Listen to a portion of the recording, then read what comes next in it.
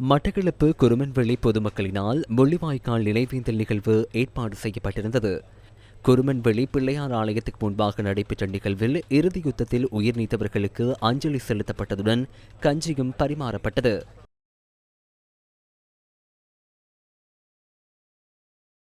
மட்டக்களப்பு வந்தாறுமூலையில் முள்ளிவாய்க்கால் நினைவேந்தல் நிகழ்வினை பொதுமக்கள் ஏற்பாடு செய்திருந்தனர்.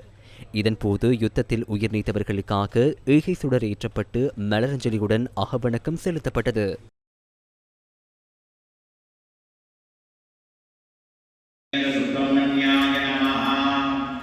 முள்ளிவாய்க்கால் உயிர் நீத்த உறவுகளின் நினைவு கூர்ந்து அந்தனர் ஒன்றியத்தின் ஏற்பாட்டில் வவுனியா குருமன்காடு பிள்ளையார் ஆலயத்திலும் ஆத்மசாந்தி பூஜை ஒன்று இடம்பெற்றிருந்தது.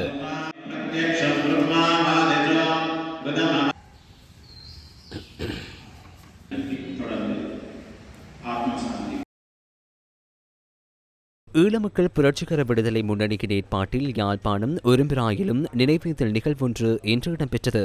இதன்போது இறுதி யுத்தத்தில் உயிர் நீத்தவர்களுக்காக அஞ்சலி செலுத்தப்பட்டது.